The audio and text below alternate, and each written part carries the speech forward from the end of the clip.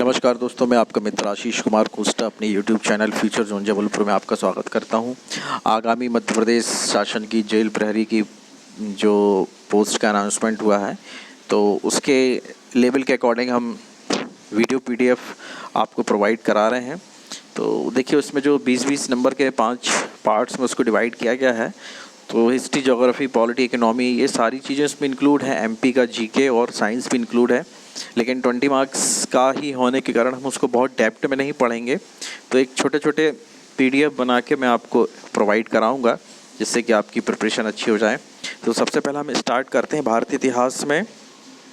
हम ancient history से start कर रहे हैं। एंशिएंट हिस्ट्री मतलब प्राचीन, इसको हम बोलते हैं प्राचीन भारत।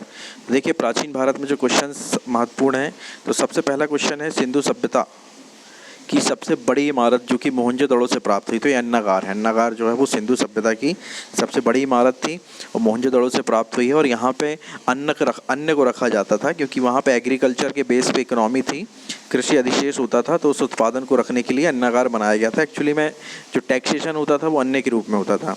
इस प्रकार सेकेंड पॉइंट है, भारत का सबसे प्राचीन नगर, जैसे सिंधी भाषा में मृतकों को टीला कहा जाता है, तो मृतकों का टीला मतलब है मोहनजोदड़ो। हड़प्पा और मोहनजोदड़ो ये दोनों सिंधु सभ्यता की राजधानियाँ थीं। तो मोहनजोदड़ो मतलब मिट्टी का मृतकों का टीला। इसके पश्चात सिंधु सभ्यता की लिपि जो दाएं से बाएं लिखी जाती थी, मतलब राइट से लेफ्ट लिखी जाती थी, इसको भाव चित्रात्मक लिपि कहा जाता है। इसके 4 नाम हैं मित्रों: भाव चित्रात्मक, कीलाकार लिपि, बूस्त्रेफोदेन और भाव चित्रात्मक लिपि, कीलाकार लिपि, बूस्त्रेफोदेन और क्रिप्टोग्राफी। तो ये 4 नाम इस लिपि के मिलते हैं। इसके बाद सिंधु सभ्यता के निर्माता कौन थे? तो ये द्रविड़ों को उसका निर्माता माना जाता है। इसके पश्चात सिंधु सभ्यता की प्रमुख फसलें कौन सी थी? तो गेहूं और जौ सिंधु सभ्यता की प्रमुख फसलें थी। इसके पश्चात पहिए का आविष्कार नवपाषाण काल में हुआ था, जबकि आग का आविष्कार आपका पुरापाषाण काल में हुआ है। ये बहुत महत्वपूर्ण तथ्य एग्जाम में आते हैं। पहिया नवपाषाण काल और आग पुरापाषाण काल। इसके पश्चात भारत में कृषि का प्राचीनतम साक्ष्य कहाँ से मिला है? तो मैहरगढ़ नामक स्थान है, जो कि वर्तमान में पाकिस्तान में है। यहाँ से भारतीय सभ्यता में सर्वप्रथम कृषि का साक्ष्य मिला है। इसके पश्चात हड़प्पा सभ्यता का स्वरूप क्या था? तो हड़प्पा सभ्यता का स्वरूप नगरीय था। तो नगरीय स्वरूप मतलब क्या था कि यहाँ पे जो मकान और जो भवन मिले हैं वो सिस्टमेटिक थे। जैसे वर्तमान में नगर निगम होता है, नगर निगम के द्वारा पूरी व्यवस्थाएं की जाती हैं, तो ऐसे ही वहाँ पे भी पूरी व्यवस्थाएं की जाती थी। इसके पश्चात प्रसिद्ध गायत्री मंत्र किस वेद से मिला है? तो गायत्री मंत्र आपको ऋग्वेद से प्राप्त होता है। फिर किस वेद में रोग निवारण, तंत्र मंत्र, भूत प्रेत, चिकित्सा व जादू टोना का वर्णन है? तो ये अथर्ववेद में वर्णित है। एक्चुअली में जो 4 वेद हैं उसमें से प्रथम जो 3 वेद हैं, ऋग्वेद, सामवेद, यजुर्वेद, ये तीनों में आर्य तत्व ही मिलते हैं, आर्यों के संबंधित तत्व मिलते हैं। लेकिन चौथा वेद जो है वो अथर्ववेद है, जिसमें आर्य और अनार्य दोनों संस्कृतियों का सम्मिलन मिलता है। इसके पश्चात जाति व्यवस्था, आश्रम व्यवस्था एवं गोत्र व्यवस्था का सर्वप्रथम उल्लेख कहाँ मिलता है? तो ये उत्तर वैदिक काल में ये सारी चीज़ों का हमको उल्लेख मिलता है। ये बहुत महत्वपूर्ण प्रश्न है। इसके पश्चात उत्तर वैदिक काल में इंद्र के स्थान पर सर्वाधिक प्रचलित देवता कौन सा था? तो वो देवता था प्रजापति। इसके पश्चात विश्व के सबसे बड़े महाकाव्य महाभारत का प्राचीन नाम क्या है? तो जय संहिता है। तो महाभारत सबसे पहले जय संहिता थी, फिर उसका नाम भारत पड़ा, फिर उसका नाम महाभारत पड़ा। तो ये उसमें श्लोकों की बढ़ती संख्या के आधार पर हुआ था। ये हम बाद में डिटेल में हम अपने GS के ऑडियो में देखेंगे। इसके पश्चात वैश्विक दर्शन के प्रवर्तक कौन है? तो कणाद या उल्लूक ऋषि जो हैं वो वैश्विक दर्शन के प्रवर्तक माने जाते हैं। 6 दर्शन माने गए हैं और 6 दर्शनों के अलग अलग प्रणेता हैं। इसके पश्चात महावीर स्वामी जैन धर्म के 24वें एवं अंतिम तीर्थंकर हैं। तो जैन धर्म के प्रथम तीर्थंकर कौन है? तो जैन धर्म के प्रथम तीर्थंकर ऋषभदेव या आदिनाथ को माना जाता है। इसके पश्चात सम्यक दर्शन, सम्यक ज्ञान, सम्यक आचरण किससे संबंधित है? तो ये सम्यक दर्शन, सम्यक ज्ञान, सम्यक आचरण जो है ये जैन धर्म से संबंधित है। फिर महावीर स्वामी की मृत्यु 72 वर्ष की अवस्था में 468 ईसा पूर्व में कहाँ पे हुई थी? तो ये पावापुरी राजगृह में हुई थी। फिर बुद्ध ने अपना प्रथम उपदेश सारनाथ में दिया था, जिसे किस घटना के नाम से जाना जाता है? जिसको धम्म चक्र प्रवर्तन कहा जाता है। तो गौतम बुद्ध की जीवन की संबंधी घटनाएं हैं, ये हम डिटेल में बाद में देखेंगे। फिर बुद्ध ने अपना प्रथम उपदेश सारनाथ में दिया था, इसको धम्मचक्र परिवर्तन के नाम से जाना जाता है। फिर बुद्ध की मृत्यु 80 वर्ष की अवस्था में 483 ईसा पूर्व में कुशीनारा में हुई थी। इसे क्या कहा गया? तो इसे महापरिनिर्वाण कहा गया। देखिए, निर्वाण मतलब होता है दीप का बुझ जाना, महापरिनिर्वाण मतलब मृत्यु को प्राप्त हो जाना। इसके पश्चात विनय पटक, विनय पिटक, सुत्त पिटक एवं अभिधम्य पिटक, ये त्रिपिटक कहलाते हैं। किस धर्म से संबंधित हैं? तो ये बौद्ध धर्म से संबंधित है और बौद्ध धर्म की बहुत सारी जो घटनाएं हैं और उनसे जुड़ा हुआ जो साहित्य नियम है वो इन त्रिपिटक ग्रंथों में संकलित है। इसके पश्चात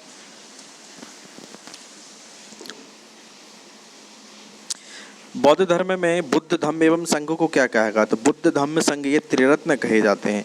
इसके पश्चात महात्मा बुद्ध को तथागत तथा शाक्य मुनि के नाम से जाना जाता है। इनके बचपन का नाम क्या था? तो इनके बचपन का नाम सिद्धार्थ था। तो आपको तथागत और शाक्य मुनि नाम भी याद रखना है कि ये गौतम बुद्ध के ही नाम है। फिर श्रीमद् भागवत की रचना किसने की है? तो महर्षि वेदव्यास ने की है।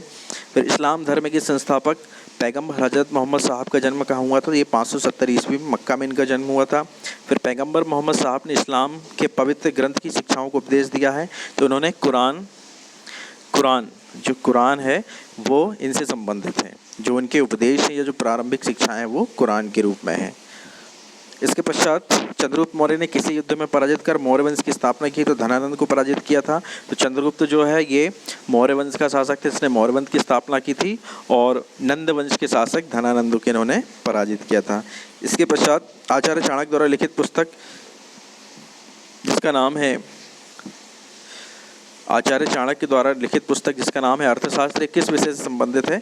देखिए नाम अर्थशास्त्र है लेकिन ये राजनीति से संबंधित पुस्तक है, राजनीति विज्ञान का इसमें ज्ञान मिलता है। फिर सेल्यूकस निकेटर का राजदूत मेगास्थनीज चंद्रगुप्त मौर्य के दरबार में आए थे। इस पुस्तक का नाम क्या है? तो इसकी पुस्तक का नाम है इंडिका। इसके पश्चात राजतरंगिणी नामक पुस्तक किसके द्वारा लिखी गई? तो राजतरंगिणी जो है वो कल्हड़ के द्वारा लिखी गई थी। फिर भारत में सिकंदर का आक्रमण किस शासन के समय हुआ था? तो यह आक्रमण धनानंद के समय हुआ था और बाद में इसी धनानंद को पराजित करके चंद्रगुप्त मौर्य ने मौर्य वंश की स्थापना की है।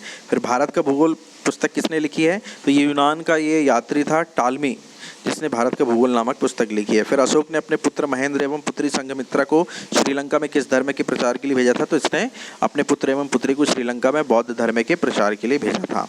फिर भारत में सर्वप्रथम शिलालेखों को प्रचलन करने वाला शासक कौन था? तो शिलालेखों का प्रचलन एक्चुअली में भारत में सबसे पहले जो है वो ईरान के शासकों ने किया था, जिन्होंने भारत के कुछ भागों पर कब्जा किया था। जो दारा सेकंड एक शासक था, लेकिन अगर हम भारतीय शासकों की बात करते तो भारतीय शासक जो था वो अशोक था। इसके पश्चात भारत में सर्वप्रथम सोने के सिक्के किसने जारी किए हैं? तो भारत में सोने के सर्वप्रथम सिक्के यूनानी शासकों ने जारी किए थे। फिर भारत का आइंस्टाइन किसे कहा गया है? तो नागार्जुन को भारत का आइंस्टाइन कहा गया है। फिर अशोक के शिलालेखों में वर्णित ब्राह्मी लिपि को सर्वप्रथम किसके द्वारा पढ़ा गया? तो अशोक के सिक्कों में वर्णित ब्राह्मी लिपि को, अभिलेखों में वर्णित ब्राह्मी लिपि को सर्वप्रथम जेम्स प्रिंसेप ने पढ़ा था। फिर मध्य प्रदेश के सारनाथ स्थित स्तंभ लेख का निर्माण किसने कराया था? तो सारनाथ स्तंभ लेख का निर्माण अशोक ने कराया था।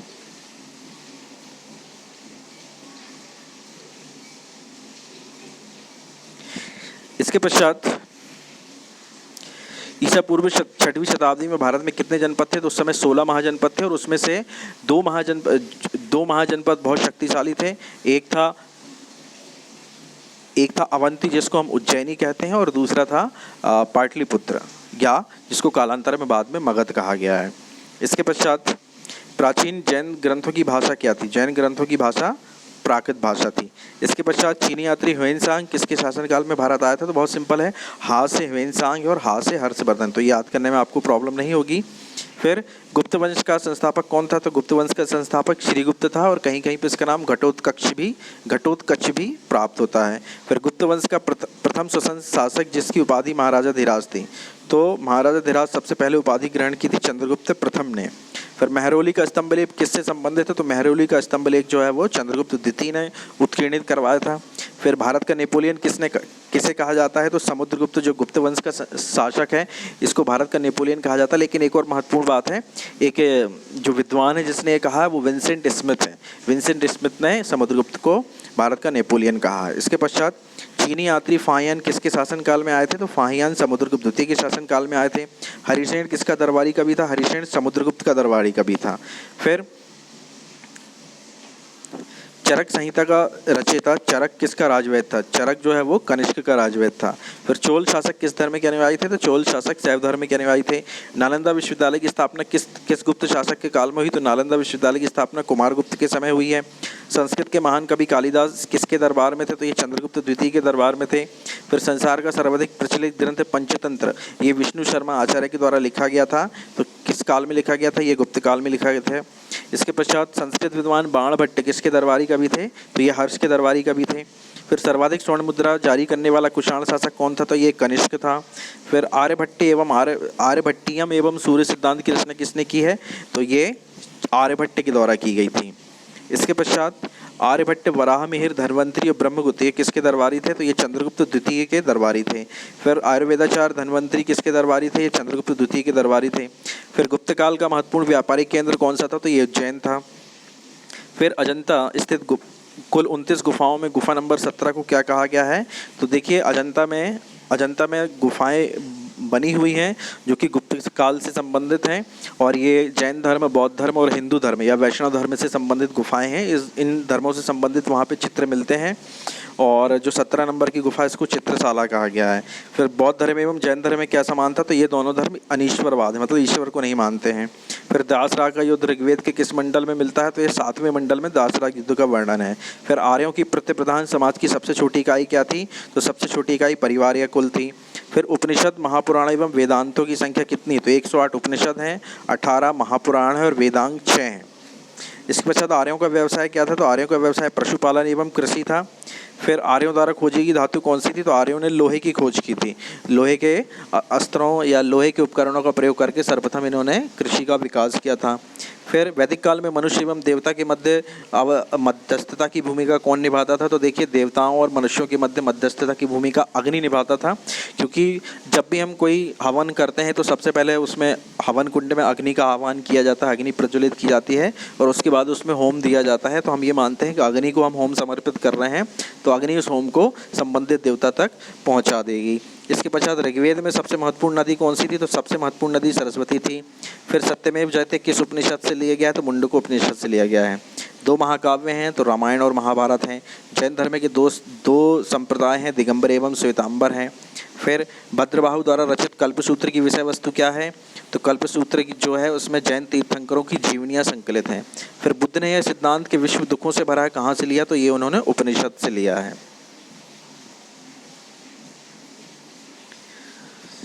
इसके पश्चात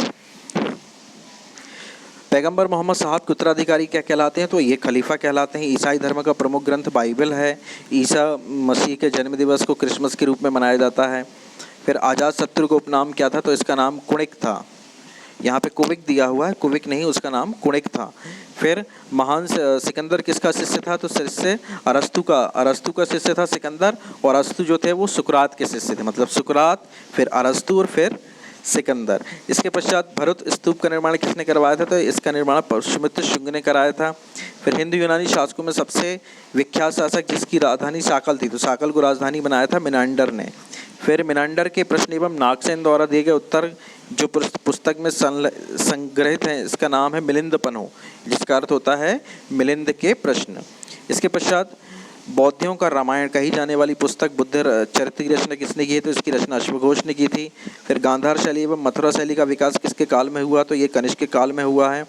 फिर सांस्कृतिक उपलब्धियों के कारण किस काल को भारतीय इतिहास का स्वर्णिम कहा जाता है? तो भारतीय इतिहास का स्वर्णिम गुप्त काल को कहा जाता है। फिर पल्लव वंश का संस्थापक सिंह विष्णु था, इसकी राजधानी क्या है? तो पल्लव वंश की राजधानी कांची या तमिलनाडु थी। फिर कांची में कैलाशनाथ मंदिर का निर्माण किसने करवाया था? तो ये नरसिंह वर्मन द्वितीय ने करवाया था। फिर राष्ट्रकूट वंश का संस्थापक कौन था? तो राष्ट्रकूट वंश का संस्थापक दंतीदुर्ग था। फिर एलोरा के प्रसिद्ध मंदिर का निर्माण किसने कराया था? तो ये कृष्ण प्रथम ने कराया था। फिर एलोरा एवं एलिफेंटा गुफा मंदिरों का निर्माण किसके काल में हुआ है? तो ये राष्ट्रकूटों के काल में हुआ है। इसके पश्चात मिताक्षरा नामक ग्रंथ का रचनाकार कौन था? तो विज्ञानेश्वर नामक रचनाकार थे जिन्होंने मिताक्षरा ग्रंथ लिखा है। फिर नटराज प्रतिमा किस काल की मानी जाती है? तो ये चोल काल की मानी जाती है। पालवंश का संस्थापक कौन था? तो गोपाल था। फिर प्रसिद्ध विक्रम विश्वविद्यालय की स्थापना किसके समय हुई है? तो ये स्थापना हुई थी पालवंश के शासक धर्मपाल के समय।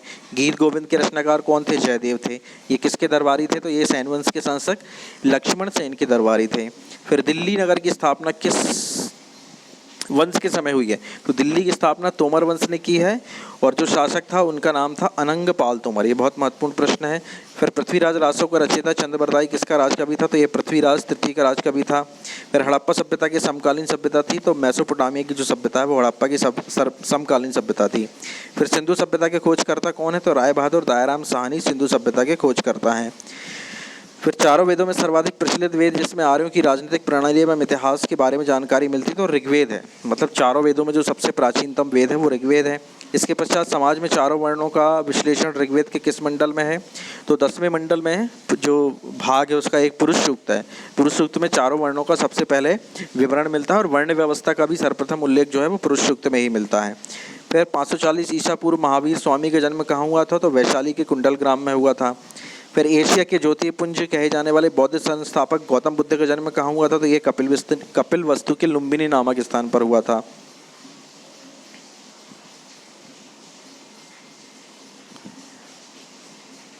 इसके पश्चात मगध साम्राज्य का वास्तविक संस्थापक कौन था? तो मगध साम्राज्य की स्थापना जो है वो हर्यक वंश ने की थी और इसका जो वास्तविक संस्थापक था वो बिंबिसार था। इसके पश्चात पंजाब के शासक पोरस के साथ सिकंदर के युद्ध को किस नाम से जाना जाता है? जिसको हाइडेसीज का युद्ध या झेलम या वितस्ता के युद्ध के नाम से जाना जाता है।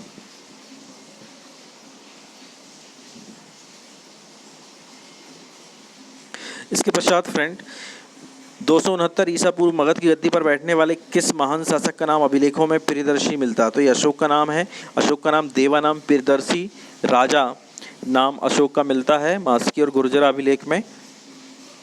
इसके पश्चात मौर्य वंश का अंतिम शासक कौन था जिसका वध करके पुष्यमित्र शुंग ने मगध पर शुंग वंश की स्थापना की थी? तो वृहदत्त की हत्या की थी। वृहदत्त जो था वो अंतिम मौर्य साम्राज्य था जिसका मौर्य शासक था जिसकी हत्या की थी पुष्यमित्र शुंग ने और उसके बाद शुंग वंश की उसने स्थापना कर दी थी। इसके पश्चात भारत सरकार द्वारा प्रयोग किए जाने वाले शक संवत की शुरुआत किस शासक के द्वारा की गई थी? तो शक संवत की जो शुरुआत की है वो कुषाण राजा कनिष्क के द्वारा 78 ईसा पूर्व में की गई थी। फिर सती प्रथा का प्रथम साक्ष्य कहाँ से मिला है? तो एरण अभिलेख है जो कि गुप्त शासक भानुगुप्त का है। तो इसमें सर्वप्रथम सती प्रथा का अभिलेख मिलता है जिसमें कि ये वर्णन है कि उसका एक सेनापति जिसका नाम जोनराज था तो शकों के साथ युद्ध करते हुए उसका जो सेनापति है वो मारा जाता है और उसकी याद में उसकी जो पत्नी है वो सती हो जाती है। इसके पश्चात हेलियोडोरस नामक यवन राजदूत जिसने बेसनगर विदिशा में गरुड़ ध्वज की स्थापना की थी किस यवन शासक के द्वारा भेजा गया था? तो ये एंटियोल कीट्स के द्वारा भेजा गया था। फिर गुप्त काल में वैष्णव धर्म संबंधी सबसे महत्वपूर्ण अवशेष क्या है? तो गुप्त काल का वैष्णव धर्म संबंधी सबसे महत्वपूर्ण अवशेष जो है वो झांसी के निकट देवगढ़ का दशावतार मंदिर है। इसके पश्चात चतुर्थ बौद्ध संगीति के बाद बौद्ध धर्म किन किन भागों में बढ़ गया? तो ये दो भाग थे, हीनयान और महायान। तो इसके बारे में डिटेल में हम आगे पढ़ेंगे। इसके पश्चात बौद्धों का सबसे पवित्र त्यौहार कौन सा है? तो देखिए बुद्ध पूर्णिमा बौद्धों का सबसे प्रमुख त्यौहार है क्योंकि इसी दिन बुद्ध का जन्म हुआ है। बुद्ध पूर्णिमा के दिन बुद्ध का जन्म हुआ। बुद्ध पूर्णिमा के दिन बुद्ध को ज्ञान प्राप्ति हुई है और बुद्ध पूर्णिमा के दिन ही बुद्ध को महापरिनिर्वाण प्राप्त हुआ है। इसके पश्चात वैदिक काल में सभा समिति क्या है? तो सभा एवं समितियाँ राजा की सलाहकारी संस्थाएं होती थी जो कि राजा को अलग अलग समय में पूर्व वैदिक काल और उत्तर वैदिक काल में इनका महत्व अलग अलग था, लेकिन ये समाज के दो बहुत महत्वपूर्ण भाग होते थे। इसके पश्चात दासराग युद्ध किसके मध्य हुआ था? तो दासराग युद्ध जिसका वर्णन ऋग्वेद के 7वें मंडल में मिलता है, यह रावी या परशुनी नदी के तट पर हुआ था और आर्य राजा था सुवास और इसके अगेंस्ट में 10 राजाओं का एक संघ बना था जिसमें 5 आर्य और 5 अनार्य राजा शामिल हुए थे। इसके पश्चात चंद्रगुप्त मौर्य की मृत्यु कब हुई थी? तो चंद्रगुप्त मौर्य की मृत्यु 298 ईसा पूर्व में कर्नाटक के निकट श्रवणबेलगोला में हुआ था और एक्चुअली में चंद्रगुप्त मौर्य के शासनकाल के अंतिम वर्षों में अकाल पड़ गया था और अकाल से व्यथित होकर ये अपना राजपाट इसने अपने पुत्र को दे दिया था और ये छोड़ के श्रवणबेलगोला आ गया था और यहाँ पे उसने जैन धर्म की दीक्षा ले ली थी और जैन धर्म में साधु बन गया था और बाद में उसने संलेखना करके अपने प्राण त्याग दिए थे। इसके पश्चात भारत में आक्रमण करने वाले विदेशी आक्रमणकारी का क्रम, तो ये बहुत महत्वपूर्ण है। सबसे पहले यूनानी है, फिर शक है, फिर पहलव है और फिर कुषाण है। फिर शकों पर विजय के उपलक्ष्य में उज्जैन के स्थानीय शासक ने 58 ईसा पूर्व में एक नया संवत चलाया था। इसका नाम क्या था? ये विक्रम संवत है जो कि 58 ईसा पूर्व में है। इसके पहले हमने एक और संवत देखा था जो शक संवत था और वो 78 ईसा पूर्व में था जो कि कुषाण के द्वारा चलाया गया था। इसके पश्चात में भारत में पहली बार सती प्रथा के साक्ष्य कहाँ से मिलते हैं, तो ये हमने अभी पढ़ा था भानुगुप्त के ऐरण अभिलेख में 510 ईसा पूर्व में। फिर गुप्तकालीन प्रसिद्ध विष्णु मंदिर कहाँ है, तो ये तिगवा जबलपुर में मध्य प्रदेश में स्थित है। इसके पश्चात बौद्ध संगीतियाँ हैं, तो बौद्ध संगीतियों के क्रम और किस स्थान पे हुई हैं और अध्यक्ष कौन है, तो ये आपको मालूम होना चाहिए। प्रथम बौद्ध संगीति जो हुई है वो गौतम बुद्ध की मृत्यु के तुरंत बाद हुई है और राजगृह की सप्तपर्णिक गुफा में हुई थी ये, और इसकी अध्यक्षता महाकश्यप ने की थी। द्वितीय बौद्ध संगीति ये इसके 100 साल बाद मतलब 483 ईसा पूर्व से 100 साल बाद मतलब 383 ईसा पूर्व में वैशाली में हुई है और इसकी अध्यक्षता सर्वकामिन ने की थी। तृतीय बौद्ध संगीति जो है वो पाटलिपुत्र में हुई थी अशोक के शासनकाल में और इसकी अध्यक्षता मुगली पुत्र तिस्से ने की थी। और चतुर्थ बौद्ध संगीति जो है ये कुंडलवन में हुई थी कनिष्क के शासनकाल में और इसकी अध्यक्षता जो है वो अश्वघोष ने की थी।